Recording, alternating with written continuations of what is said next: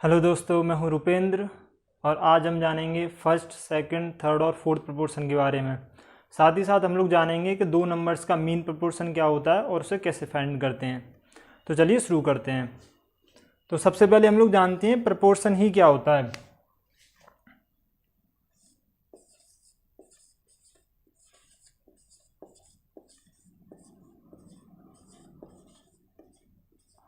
Proportion को हिंदी में बोलते हैं समानुपात। प्रोपोर्शन का मतलब क्या होता है? प्रोपोर्शन का मतलब होता है इक्वल रेशियो। Equal ratio. अब बहुत सारे बच्चे ऐसे होंगे जिन्हें ये पता नहीं होगा कि रेशियो क्या होता है। तो रेशियो कोई बड़ी बात नहीं है। रेशियो जैसे सिंपली आपने सुना भी होगा रेशियो वर्ड पहले। जैसे मान लो हमें कोई दो नंबर दिए हुए हैं, एक है 50 और दूसरा है मान लो 35। तो अगर हमें इन दोनों नंबर्स का रेशियो निकालना है तो हमें असल में करना क्या है कि हमें पहले वाले नंबर में दूसरे वाले नंबर से डिवाइड करना है। तो चलो करते हैं। तो जब हम 50 में 35 से डिवाइड करेंगे तो हम लोग इसे किससे काट सकते हैं? हम लोग 5 से काट सकते हैं। तो जब हम इसे 5 से काटेंगे तो कितना बचेगा? यहाँ पर 10 और यहाँ पर कितना बचेगा? 7। क्या हम इसे अब और काट सकते हैं किसी नंबर से? नहीं काट सकते। यानी कि जब ये को प्राइम नंबर्स हैं तो को प्राइम नंबर जब बन जाएंगे तो ये कट नहीं पाएंगे किसी और नंबर से। तो इस वजह से हम लोग इसका रेशियो क्या बोलेंगे? इसका बोलेंगे रेशियो हम लोग 10:7। इसका रेशियो कितना है इन दोनों नंबर्स का? 10:7। दूसरा एक और नंबर कंसीडर करते हैं। फॉर एग्जांपल मान लो एक नंबर है 100 और 70। जब हम इसका रेशियो निकालेंगे तो कितना आएगा? 100/70। तो एक जीरो से एक जीरो कट जाएगा तो कितना बचेगा? 10/7। यानी इसका रेशियो कितना आया?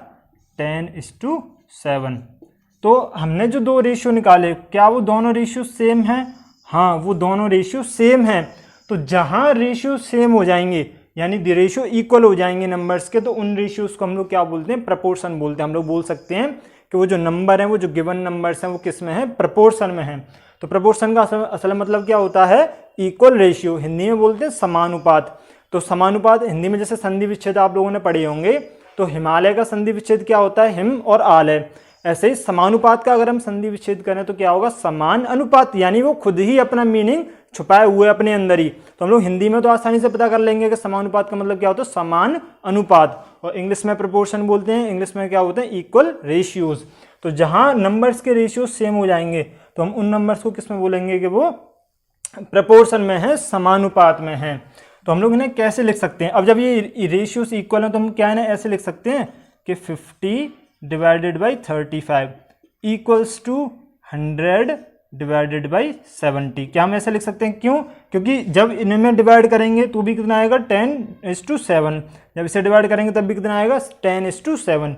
यानी कि ये दोनों के रेशियो सेम है। हम इसे कैसे पढ़ सकते हैं कि जो इसका रेशियो है वो किसके रेशियो के? इसके रेशियो के इक्वल है। यानी कि ये नंबर्स आपस में प्रोपोर्शन में हैं। दूसरा, हमने मैथमेटिकली आपके एग्जाम में ये किस तरीके से लिखे रहते हैं, तो ये एग्जाम में लिखे रहते हैं 50:35। मैं ये दोनों नंबर्स लिख रहा हूँ। पहले 50:35, फिर ये कॉलन का मार्क है। यहाँ पे दिया होता है आपको डबल कॉलन का मार्क, 2 बार कॉलन दिया होगा। फिर ये वाले नंबर्स लिखे होंगे जो इधर हैं 100:17। तो ये आपके एग्जाम में ऐसे लिखे रहते हैं। तो अब ये एक चीज़ ध्यान देना यहाँ पे, अगर हमें मान लो ये हम जनरल इक्वेशन के तौर पे देखें तो मान लो हमें ये नंबर्स नहीं दिए तो हमने ए, बी और सी मान सकते हैं, ए, बी, सी, डी। तो हम लोग मान लेते हैं ए और बी का जो रेशियो है वो किसके रेशियो के इक्वल है? वो सी और डी के रेशियो के इक्वल है। हम लोग ऐसा मान लेते हैं। एग्जाम के पॉइंट ऑफ व्यू से समझने के लिए हम लोग ऐसा मान लेते हैं कि ए और बी का रेशियो सी और डी के रेशियो के इक्वल है। तो हम लोग यहाँ कैसे बोल सकते हैं कि जो इस पेयर का जो रेशियो है वो इस पेयर के रेशियो के इक्वल है। यानी कि ये पेयर इस पेयर के प्रोपोर्शन में है। किस में है? प्रोपोर्शन में है। तो क्या हम ऐसे लिख सकते हैं इसे?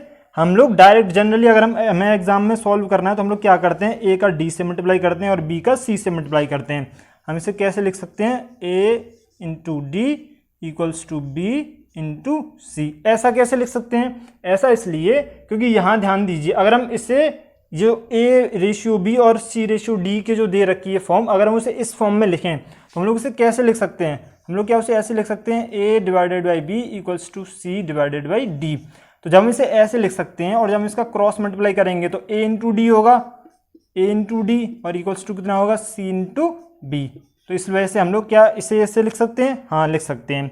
तो ये इसलिए डायरेक्ट लिख रहे हैं क्योंकि एग्जाम में टाइम बचाना होता है और टाइम बचाने के लिए हम लोग इसे डायरेक्ट ही यहाँ से लिख सकते हैं। अब क्वेश्चन कैसे पूछे जाते हैं, क्वेश्चन जो पूछे जाते हैं आपके एग्जाम में वो कैसे पूछे जाते हैं, जैसे मान लीजिए जैसे यही वाले रेशियो को अगर हम कंसीडर करें, इन प्रपोर्शन को कंसीडर करें A:B, फिर इक्वल्स टू, इसे इक्वल्स टू भी पढ़ सकते हैं या इन प्रपोर्शन विद भी पढ़ सकते हैं, C=, या C/D, सॉरी। तो अब यहाँ पे जो पहला वाला जो नंबर दे रखा होगा आपको, उसे तो हम लोग बोलेंगे फर्स्ट प्रपोर्शन। क्या बोलेंगे उसे? First proportion. सेकंड वाले नंबर को बोलेंगे हम लोग सेकंड प्रपोर्शन। थर्ड वाले नंबर को बोलेंगे हम लोग थर्ड प्रपोर्शन, और ऐसे ही फोर्थ वाले नंबर को बोलेंगे हम लोग फोर्थ प्रपोर्शन। तो अब आपको पता चल गया होगा फर्स्ट, सेकंड, थर्ड और फोर्थ प्रपोर्शन क्या होता है। अच्छा, अब एग्जाम में कैसे दिए होते हैं, तो एग्जाम में आपसे एक नंबर आपको हो सकता है किस तरीके से दिए होंगे कि एक नंबर हो सकता है आपको ना दिया हो। जैसे मान लीजिए हमारे पास ये रेशियो, हमें पता है ये दोनों प्रपोर्शन में है, तो मान लो हमें 50 ना दिया होता और हमें इसकी जगह दिया होता कितना, x, यानी कि हमें x फाइंड करना है। बाकी ये दिए होते हैं ऐसे ही, जैसे x:35 इज इक्वल टू या इज इन प्रपोर्शन विद 100:17, और इसे हमें सॉल्व करना होता है, x की वैल्यू फाइंड करनी होती। तो हम लोग कैसे फाइंड करते, हम लोग x का मल्टीप्लाई करते 70, इक्वल्स में रखेंगे 35 × 100, तो 35 × 100, तो x इक्वल्स, अब ये मल्टीप्लाई में है, तो जब भी कोई नंबर मल्टीप्लाई में होता है बराबर की इक्वल के उस तरफ जाता है तो किसमें हो जाता है, डिवाइड में। तो ये कितना हो जाएगा 35:100 डिवाइडेड बाई 70। तो क्या अब हम 35 से 70 को 2 टाइम्स काट सकते हैं, और इस 2 से इस 100 को 50 टाइम्स काट सकते हैं। तो x इक्वल्स टू कितना आएगा 50, और हमें पता था ये हमारी x की वैल्यू कितनी थी 50 थी। तो ऐसे ये 50, तो ऐसा ही हो सकता है किसी भी एक नंबर को ना दे और आपसे कह दे कि ये आपको x की वैल्यू फाइंड करनी है। या दूसरी तरह से कैसे दे सकता है कि आपको केवल 3 नंबर दे दे, जैसे फॉर एग्जाम्पल अभी आपको केवल ये 3 नंबर दिए होते, कैसे 35, 100, ये सीक्वेंस भी मायने रखता है, सीक्वेंस नहीं हम लोग चेंज कर सकते, जैसे एग्जाम में दिए हैं वैसे ही सीक्वेंस हमें ये निकालने पड़ते हैं। तो मान लो आपको ऐसे दिए होते 35, 100 और 70, और आपसे पूछा होता है कि आपको इसका फर्स्ट प्रपोर्शन निकालना है, तो हम लोग कैसे निकालते, जैसे अभी निकाला सिमिलरली। अगर सेकंड प्रपोर्शन न दिया होता, हमसे सेकंड प्रपोर्शन निकालने को बोला होता, तो हम लोग 35 की जगह x रख के उसे सॉल्व करते, जैसे अभी किया, और थर्ड की जगह यहाँ पे x रखते और फोर्थ की जगह यहाँ पे x रख के उसे सॉल्व कर लेते। तो इस तरीके से हम लोग first proportion, second proportion, third proportion और फोर्थ प्रपोर्शन निकाल सकते हैं। एग्जाम में 3 नंबर दिए होते हैं जब ये आपसे पूछा होता है, और आपको चौथा कोई ना कोई सा निकालना होता है, फर्स्ट, सेकंड, थर्ड या फोर्थ। अच्छा, तो मीन प्रपोर्शन क्या होता है, तो मीन प्रपोर्शन में आपको हमेशा एग्जाम में 2 नंबर दिए होते हैं। क्यों? क्योंकि जैसे अभी हमने ये फॉर्म देखी, हमने A:B is equal to C:D की फॉर्म होती है। तो मान लो जब आपको 2 नंबर दिए होते हैं, तो जो मिड वाला टर्म है, फॉर एग्जांपल आपको A और B दिए होंगे केवल, तो जो मिड वाला टर्म है ना आपका, वो हमेशा रिपीट होगा, 2 बार आएगा। जैसे x यहाँ पे आया है तो x ही यहाँ पे आएगा, ये बार बार रिपीट होगा 2 बार, और जो दूसरा वाला नंबर आपको दिया है वो B हो जाएगा मान लो। तो ये दे रखा है, ये तो हमें पता है फर्स्ट प्रपोर्शन बोला जाएगा, ये फर्स्ट प्रपोर्शन। यहाँ पे जो दे रखा है क्या वो फोर्थ प्रपोर्शन है? नहीं, वो फोर्थ प्रपोर्शन नहीं है, वो यहाँ पर थर्ड प्रपोर्शन है। ऐसा क्यों? क्योंकि यहाँ पे जो ये x की वैल्यू है उसे हम लोग यहाँ पे मीन प्रपोर्शन बोलते हैं, यही है यहाँ पे मीन प्रपोर्शन। मीन प्रपोर्शन को हम लोग हिंदी में बोलते हैं मध्यानुपात। तो आपको हिंदी में, अगर आप हिंदी में पढ़ते हैं तो मध्यानुपात आपको पूछा होगा एग्जाम में, या फिर इंग्लिश में आपको मीन प्रपोर्शन निकालने को कहा होगा। जैसे हम लोग नंबर कंसीडर करते हैं, मान लो आपको एग्जाम में दिया 50 और 25, ये आपको 2 नंबर दिए और आपसे कहा जाता है कि आपको इनका मध्यानुपात निकालना है। तो आप इनका मध्यानुपात कैसे निकालेंगे? हमें पता है ये x की वैल्यू है, तो हमें पता है इन दोनों का हमें मल्टीप्लाई करना होता है। तो x का x से मल्टीप्लाई करेंगे तो कितना होगा x²।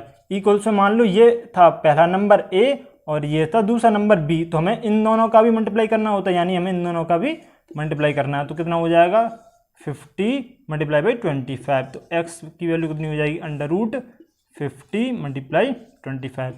मल्टीप्लाई कर लेंगे 50 का 5 में करेंगे तो कितना हो जाएगा, या 50 को हमें पता है 50 का √25 का अंडर कितना होता है 5, तो हम लोग से 5 को बाहर लिख सकते हैं। और जो अंडर में 50 है क्या हम इसे 25 × 2 लिख सकते हैं, क्योंकि 25 2 जब 50 होता है तो इसका भी 5 होता है, तो इसे ही बाहर लिख लेंगे। तो 5 × 5 अंडर में कितना बचेगा 2, तो x की वैल्यू कितनी आ जाएगी 25√2।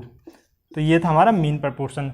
अब यहीं पे आपको फर्स्ट प्रपोर्शन निकालने को कह सकता है, तो आपको a की वैल्यू निकालनी होगी। जैसे मान लो यही 2 नंबर दिए होते और हमसे फर्स्ट प्रपोर्शन निकालना होता, तो हम लोग कैसे निकालते, ये अब ये वाले, अच्छा ये 2 नंबर दिए हैं समझना, तो हमें फर्स्ट प्रपोर्शन निकालना है, यानी हमें a निकालना है।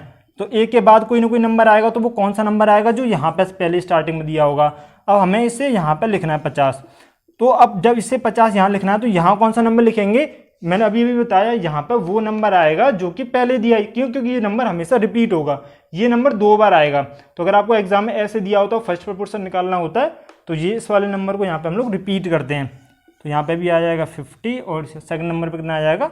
यहाँ पे थर्ड प्रपोर्शन की जगह पे आ जाएगा 25। तो कैसे निकालेंगे?